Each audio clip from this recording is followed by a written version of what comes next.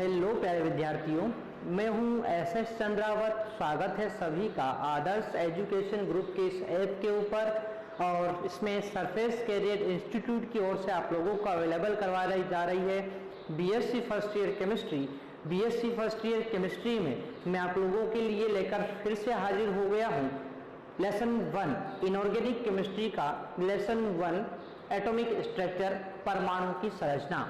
परमाणु की संरचना के बारे में अपनी बात पिछले सेशंस में हो चुकी है। सभी प्यारे विद्यार्थियों ने वो सेशन बिल्कुल कंप्लीट कर लिए होंगे, और जो विद्यार्थी यहाँ पर नए जुड़े हैं तो वो प्लेलिस्ट में जाकर पिछले सेशन जो है उनको अच्छे से कंप्लीट कर लें। ठीक है, तो शुरू करते हैं अपन आज का सेशन। और आज के सेशन में मैं आप लोगों के लिए बहुत ही इंपॉर्टेंट टॉपिक लेकर हाजिर हो गया हूं, और वो है आपका परमाणु कक्षक। ठीक है, तो टॉपिक है अपना परमाणवीय कक्षक। टॉपिक है परमाणवीय कक्षक, एटॉमिक ऑर्बिटल।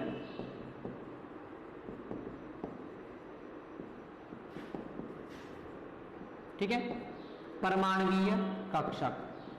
देखो प्यारे विद्यार्थियों, सबसे पहले मैं आपसे बात करूं कि ये परमाणवीय कक्षक होता क्या है। तो मेरा मानना है कि सभी विद्यार्थियों को ये बात तो बिल्कुल समझ में आ रही होगी कि ये परमाणु कक्षक होता क्या है। अब तक तो आप लोगों को ये बात समझ में आ गई होगी। कैसे कि सर, कोई भी परमाणु है उसके नाभिक के चारों ओर वह स्थान जहां पर इलेक्ट्रॉन के पाए जाने की संभावना सर्वाधिक होती है, उस स्थान को अपन बोलेंगे कक्षक। ठीक है ना। तो सर हम इस बात को तो जानते हैं अच्छे से। क्या बोला आपने कि किसी भी नाभिक के चारों ओर, परमाणु में नाभिक के चारों ओर वह स्थान जहां पर इलेक्ट्रॉन के पाए जाने की संभावना सर्वाधिक होती है उसे अपन कक्षक कहते हैं, ऑर्बिटल कहते हैं। ठीक है, और ये ऑर्बिटल्स जो होते हैं ना, ये मुख्यतः 4 प्रकार के होते हैं। क्योंकि आपको पता है एस उपकोष में उपस्थित कक्षक क्या कहलाएगा? एस कक्षक कहलाएगा। पी उपकोष में उपस्थित कक्षक क्या कहलाएगा? पी कक्षक कहलाएगा। डी उपकोष में उपस्थित कक्षक क्या कहलाएगा? डी कक्षक। और एफ उपकोष में उपस्थित कक्षक एफ कक्षक कहलाता है। ठीक है ना। तो कुल कितने प्रकार के होते हैं? 4 प्रकार के होते हैं, और इन चारों के बारे में ही विस्तार से अपन यहाँ पर जानकारी प्राप्त करने वाले हैं। तो बिल्कुल पेन पेपर लेकर आप लोग तैयार हो जाइए, शुरू करते हैं अपन। ठीक है, सबसे पहले परमाणु कक्षक की परिभाषा वैसे तो आप सबको याद है, पर फिर भी मैं आप लोगों को बता देता हूं वापस कि किसी परमाणु के नाभिक के, किसी परमाणु के नाभिक के चारों ओर वह स्थान जहां इलेक्ट्रॉन के पाए जाने की संभावना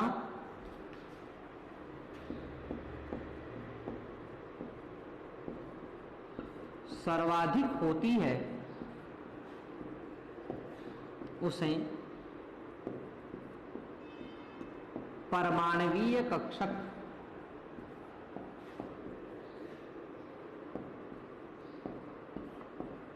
कहते हैं। ठीक है, और मैंने आपको क्या बताया है कि ये निम्न 4 प्रकार के होते हैं।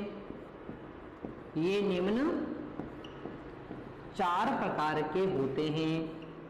ठीक है भाई, मैंने आपको बताया था ना कि कोश के अंदर होते हैं उपकोष, उपकोष के अंदर कौन होते हैं? कक्षक। जिस उपकोष के अंदर वो है वैसा उसको नाम दे देंगे। ठीक है, तो क्या हो जाएगा? 4 प्रकार के होते हैं। कौन कौन से हैं? सबसे पहले एस कक्षक, उसके बाद पी कक्षक, उसके बाद डी कक्षक, और लास्ट है एफ कक्षक। तो ये कुल कितने प्रकार के हो गए हैं? 4 प्रकार के कक्षक। जब उपकोष 4 प्रकार के पढ़ते हैं अपन, तो कक्षक भी कितने प्रकार के होंगे? 4 प्रकार के होते हैं। ठीक है, अब इनके बारे में विस्तार से अपन यहाँ पर बात करने वाले हैं। ठीक है, एक एक को अपन ध्यानपूर्वक यहाँ पर पढ़ना शुरू करते हैं। ठीक है, चलो तो सबसे पहले बात करेंगे अपन किसकी, एस परमाणवीय कक्षक की। एस परमाणवीय कक्षक की अपन सबसे पहले बात करने वाले हैं। ठीक है, चलो तो सबसे पहला है अपना एस परमाणवीय कक्षक। एस परमाणवीय कक्षक। अब देखो एस परमाणवीय कक्षक के बारे में अपन बात करते हैं तो एस परमाणवीय कक्षक जो होता है ना, इसका आकार आप लोगों को पता है, मैंने बताया है एस कक्षक का आकार कैसा होता है, बताइए आप लोग। इसका आकार होता है गोलाकार। ठीक है, तो इसका आकार गोलाकार होता है। ठीक है, गोलाकार होता है। अब सर एक बात बताओ कि गोलाकार होने का मतलब क्या हुआ, एस कक्षक का आकार गोलाकार होने का मतलब क्या हुआ।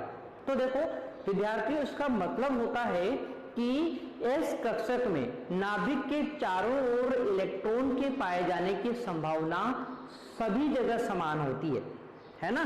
इसीलिए अपन क्या बोलते हैं कि इसका आकार कैसा होता है, गोलाकार होता है। ठीक है ना, तो अपन यहाँ पर बात कर रहे हैं कि एस परमाणु कक्षक का आकार गोलाकार होता है, अर्थात नाभिक के चारों ओर इलेक्ट्रॉन के पाए जाने की संभावना सभी दिशाओं में क्या होती है, समान यहाँ पर होती है। ठीक है ना, तो अपन यहाँ पर बोल सकते हैं अर्थात नाभिक के चारों ओर इलेक्ट्रॉन के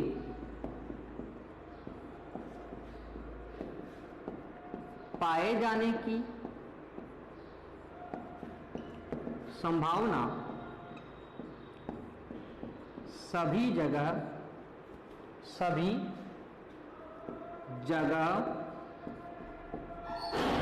समान होती है। सभी जगह समान होती है। ठीक है ना, और सभी जगह जब इलेक्ट्रॉन के पाए जाने की संभावना समान होती है तो अपन यहां पर बोल सकते हैं कि एस परमाणवीय कक्षक अदिशात्मक होते हैं, यानी कि कोई दिशाएं इसकी नहीं होगी। गोलाकार है तो कोई दिशा अपन बता ही नहीं सकते, यानी कि ये अदिशात्मक होते हैं। अतः ये अदिशात्मक होते हैं। ठीक है, तो अपनी बात हो गई है यहाँ पर कि एस परमाणवीय कक्षक का आकार कैसा होगा। फर्स्ट क्वेश्चन तो यही बनता है कि एस का आकार कैसा होता है, गोलाकार होता है। ठीक है, गोलाकार होने का मतलब क्या हुआ, तो देखो नाभिक के चारों ओर इलेक्ट्रॉन के पाए जाने की संभावना क्या होती है, यहाँ पर समान होती है। ये किस कारण हो रही है, गोलाकार आकार के कारण। ठीक है, और जब सभी जगह इलेक्ट्रॉन के पाए जाने की संभावना समान है तो कभी अपन ये नहीं बोल सकते कि इस दिशा में इलेक्ट्रॉन ज्यादा पाए जा रहे हैं, इस दिशा में इलेक्ट्रॉन कम पाए जा रहे हैं, ऐसा अपन नहीं बोल सकते। मतलब ये क्या होता है, ये अदिशात्मक होता है। क्या होता है प्यारे विद्यार्थियों, अदिशात्मक होता है आपका एस परमाणवीय कक्षक। ठीक है, अब अपन बात करते हैं कि जो एस परमाणवीय कक्षक होता है आपका, इस एस कक्षक के लिए आप लोगों को पता है एस कक्षक के लिए जो एल जानते हो, द्विगंशी क्वांटम संख्या, तो एल का मान कितना होता है, 0 होता है। ये आप लोग जानते हैं अच्छे से। ठीक है ना, तो एस कक्षक के लिए एल का मान क्या होता है, 0 होता है, और एल के मान के ऊपर ही क्या निर्भर करता है, एम का मान, अर्थात चुंबकीय क्वांटम संख्या का मान। ठीक है ना, तो एम का मान क्या होगा, एम का मान भी 0 ही होगा। ठीक है, तो यहां पर आपको मैंने क्या बता दिया है कि एस कक्षक के लिए द्विगंशी क्वांटम संख्या एल का मान तो 0 होता ही है, और जब एल का मान जो होता है ना उसी के ऊपर डिपेंड करता है एम का मान, यानी चुंबकीय क्वांटम संख्या का मान। ठीक है, तो अपन बोलेंगे कि चुंबकीय क्वांटम संख्या का मान भी क्या होगा, 0 होगा। ठीक है, अब चुंबकीय क्वांटम संख्या का मान 0 अर्थात 0 का मतलब ये हुआ कि यहाँ पर एक ही मान संभव है ना, और जब एक ही मान संभव है तो इसका मतलब ये हुआ, अब देखो एम का मान एक ही है मतलब क्या हुआ, 0 है ना, शून्य, केवल शून्य है। ठीक है, तो एक ही है, अर्थात S कक्षक एक ही प्रकार का होता है। आप लोगों को पता है कि m का मान जितना होता है ना, उसमें उतने ही प्रकार के कक्षक होते हैं। जैसे कि P के लिए, P उपकोष के लिए m के मान 3 होते हैं, तो उसमें कक्षक भी कितने होंगे, 3। यहाँ पर क्या होता है, यहाँ पर m का मान 0, अर्थात एक ही है, एक ही मान है। ठीक है ना, संख्या में देखो आप लोग, 0 मतलब एक ही मान है। अब एक ही मान है तो इसमें S कक्षक कितने प्रकार का होगा, एक ही प्रकार का होगा, अर्थात X कक्षक एक ही प्रकार का होता है, एक ही प्रकार का होता है। ठीक है, तो m का मान एक ही है, अर्थात 0 है, इसलिए अपन क्या बोल सकते हैं कि S कक्षक जो होता है वो एक ही प्रकार का होता है। ठीक है, अब देखो अपन बात करते हैं कि ये तो हो गई यहाँ पर बात किसकी, कक्षक के बारे में अपनी बात हो चुकी है। अब एक चीज यहाँ पर आती है और वो कभी आप लोगों से पूछ ली जाती है। ठीक है ना, मैं आपको बता देता हूं, एक छोटा सा पॉइंट है जो कभी अपन से पूछा जाता है, और वो है नोडीय पृष्ठ, नोडीय पृष्ठ या तल, नोडीय पृष्ठ या तल। अब देखो, नोडीय पृष्ठ और तल की अपन बात करते हैं तो देखो, नोडीय पृष्ठ और कक्षक ये दोनों एक दूसरे के अपोजिट होते हैं। देखो परिभाषा अपोजिट है, कैसे, तो कक्षक तो क्या होता है, वह स्थान जहां इलेक्ट्रॉन के पाए जाने की संभावना सबसे ज्यादा होती है, उसे बोलते हैं अपन कक्षक। नोडीय तल अपोजिट है कि नाभिक के चारों ओर वह स्थान जहां पर इलेक्ट्रॉन के पाए जाने की संभावना नगण्य होती, नहीं के बराबर इलेक्ट्रॉन पाए जाते हैं, उसे क्या बोलते हैं अपन, नोडीय पृष्ठ या तल कहते हैं। तो परिभाषा किसके अपोजिट है, कक्षक की परिभाषा के अपोजिट है। इसको भी लिख लेते हैं, परमाणु में नाभिक के चारों ओर, परमाणु में नाभिक के चारों ओर वह स्थान जहां इलेक्ट्रॉन के पाए जाने की संभावना नगण्य होती है, उसे नोडीय पृष्ठ या तल कहते हैं। ठीक है, तो जहां पर इलेक्ट्रॉन के पाए जाने की संभावना क्या होती है, नगण्य होती है, नहीं के बराबर होती है, उसे अपन क्या बोलते हैं, उसे अपन बोलते हैं नोडीय पृष्ठ या नोडीय तल। और एक बात आप लोग ध्यान रखेंगे, ऊपर वाला आप लोगों ने लिख लिया होगा, इसको मैं मिटा देता हूं यहां पर। ठीक है, और एक बात अपन ध्यान रखेंगे कि किसी भी कक्षक के अंदर नोड की जो संख्या होती है, नोडीय तलों की जो संख्या होती है, उसको अपन एक फॉर्मूले से ज्ञात करते हैं। ठीक है, देखो इधर ध्यान से,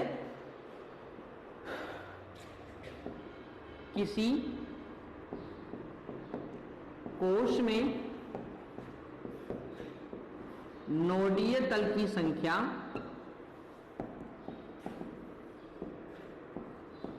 n-1 सूत्र से ज्ञात करते हैं। ठीक है ना, तो यहां पर n-1 सूत्र से अपन क्या करेंगे, किसी भी कक्षक में नोड की संख्या को अपन ज्ञात करते हैं। ठीक है, और यहां पर n क्या है, यहां n जो है वो है मुख्य क्वांटम संख्या, n मुख्य क्वांटम संख्या है, मुख्य क्वांटम संख्या है। ठीक है, तो यहां पर जो है n क्या है, मुख्य क्वांटम संख्या। जैसे एग्जांपल के रूप में मैं आप लोगों को यहां पर लेता हूं कि आपको दिया 1s, आपसे पूछा है कि 1s कक्षक में नोडल तल कितने होंगे। 1s कक्षक में नोडल तल, नोडल या नोडीय तल कितने होंगे, तो कैसे निकालेंगे अपन? देखो यहाँ पर कोई भी कक्षक जो लिखते हैं अपन प्रतीक के रूप में, उसमें जो आगे वाली जो चीज लिखी होती है ना, आप लोग जानते हैं क्या होती है? मुख्य क्वांटम संख्या n का मान होता है, यानी कि n का मान अपन रख देंगे यहाँ पर क्या, 1 और 1 यहाँ पर है इसी, यानी कि 0 हो जाएगी। तो 1s कक्षक में नोडीय तलों की संख्या कितनी हो जाएगी? 0 हो जाएगी। मान लेते हैं मुझसे पूछ लिया जाए 5s कक्षक में, 5s कक्षक में नोडीय तल कितने होंगे? में नोडीय तल कितने होंगे? तो कैसे निकालोगे? 5 - 1 करेंगे, कितने जाएंगे? 4 आ जाएंगे, ठीक है ना। तो इस प्रकार से मैंने आपको बता दिया है कि किसी भी कोष में नोडीय तल की संख्या n-1 से ज्ञात कर सकते हैं। जैसा कोष आपको दिया हुआ है, मुख्य क्वांटम संख्या का मान रखो और उसमें से 1 घटा दो, तो वही क्या हो जाती है? नोडीय तलों की संख्या हो जाती है प्यारे विद्यार्थियों, ठीक है। तो मैंने आप लोगों को यहाँ पर बता दिया है कि s कक्षक जो होता है, आकृति उसकी गोलाकार होती है। s कक्षक में नाभिक के चारों ओर जो स्थान होता है, वहां पर सभी जगह इलेक्ट्रॉन के पाए जाने की संभावना समान होती है, क्योंकि आकार गोलाकार है। और जब सभी जगह समान मात्रा में इलेक्ट्रॉन पाए जा रहे हैं, तो ये अदिशात्मक प्रकृति का होता है। नहीं, अपने ऐसा नहीं बोल सकते कि कहां पर इलेक्ट्रॉन ज्यादा पाए जाएंगे, कहां पर इलेक्ट्रॉन कम पाए जाएंगे, ठीक है।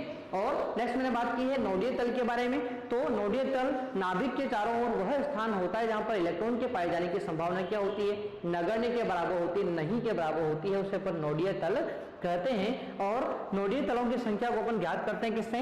नोडीय तलों की संख्या को अपन ज्ञात करते हैं आपके n-1 सूत्र से अपन ज्ञात करते हैं, ठीक है ना।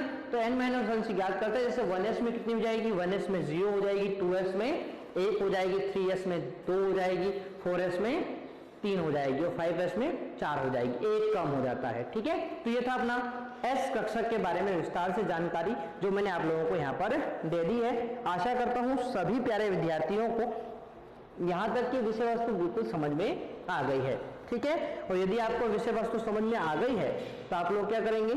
आप लोग इस वीडियो को लाइक करेंगे और अपने मित्रों के साथ इसको शेयर करेंगे, ठीक है। आप लोग इसका स्क्रीनशॉट यहाँ पर ले सकते हैं,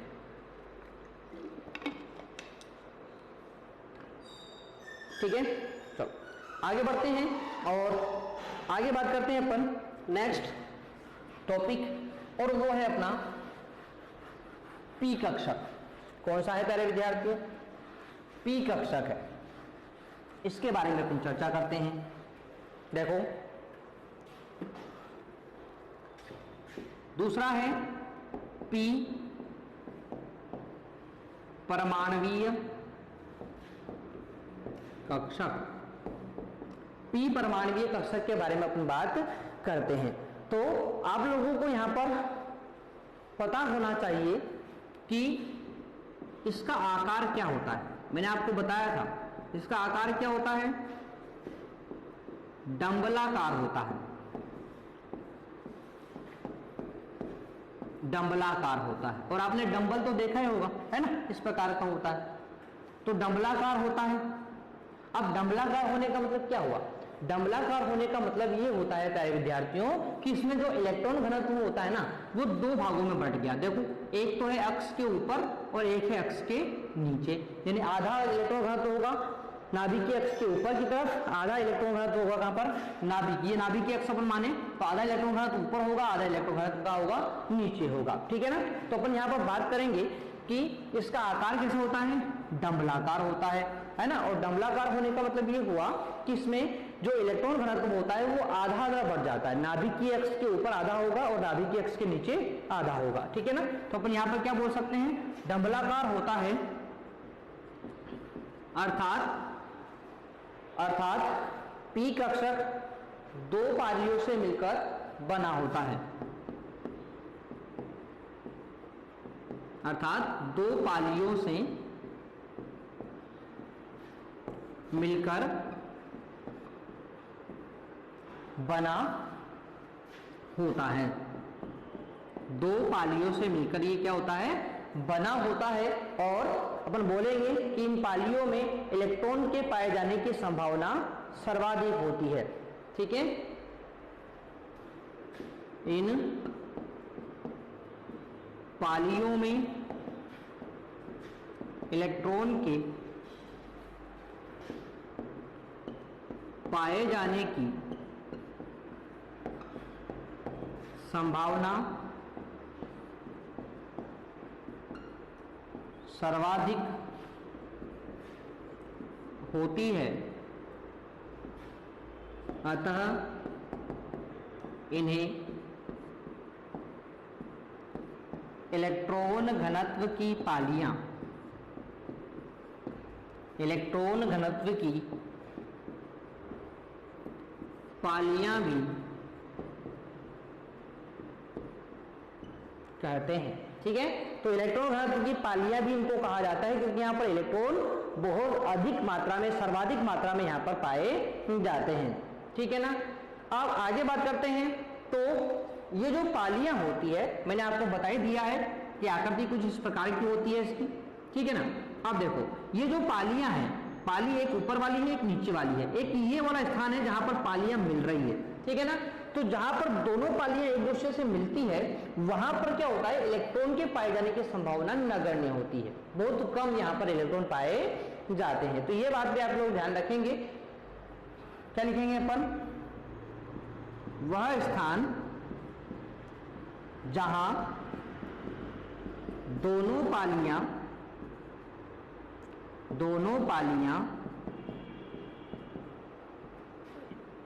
एक दूसरे को स्पर्श करती है, वहां इलेक्ट्रॉन के पाए जाने की संभावना नगण्य होती है, नगण्य होती है। तो जहां पर ये दोनों पालियां एक दूसरे को स्पर्श करती है, वहां पर इलेक्ट्रॉन के पाए जाने की संभावना क्या होती है, नगण्य। और मैंने आप लोगों को बता दिया है कि जहां पर इलेक्ट्रॉन के पाए जाने की संभावना नगण्य होती है, उस स्थान को अपन क्या बोलते हैं, नोडीय तल कहते हैं, नोडीय पृष्ठ कहते हैं। ठीक है ना। तो यहां पर ये वाला स्थान क्या हो जाएगा, ये वाला स्थान हो जाएगा यहां पर नोडीय तल। ठीक है ना। क्या लिख देंगे, जिसे पी कक्षक का नोडीय तल कहते हैं, पी कक्षक का नोडीय तल कहते हैं। ठीक है। तो यहां तक की बातें सबको समझ में आ गई भाई। ठीक है। चलो, तो ये थी बात अपने पी कक्षक के बारे में। आगे और बात कर लेते हैं इसके बारे में। चलो बढ़ते हैं अपन। देखो पी कक्षक के बारे में अपन और बातें करें, यहाँ पर और चर्चा इसके बारे में अपन करें। तो देखो प्यारे विद्यार्थियों, आप लोग जानते हैं कि पी कक्षक जो होता है, इस पी कक्षक के लिए द्विगंशी क्वांटम संख्या का मान कितना होता है। ठीक है। पी कक्षक के लिए L का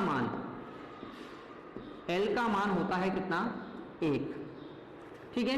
अब यदि L का मान 1 होता है तो M का मान क्या होगा, बताया मैंने आप लोगों को, याद करो आप लोग, क्या होता है, प्लस L से लेकर 0 और माइनस L तक होता है, यानी कि +1 होगा, 0 होगा और -1 होगा। इन टोटल कितने मान हो गए हैं, 3 मान हो गए हैं। संख्या देखनी पड़ती है। ठीक है। 3 मान यहां पर हो गए और 3 मान हैं, यानी कि कक्षक भी कितने प्रकार के होंगे, 3 प्रकार के। देखो M के मान अपने चुंबकीय क्वांटम संख्या का मान जितने होते हैं उतने ही प्रकार के कक्षक होते हैं। तो 3 मान यहां पर आ गए हैं, तो 3 प्रकार के पी कक्षक होते हैं, पी कक्षक होते हैं। ठीक है।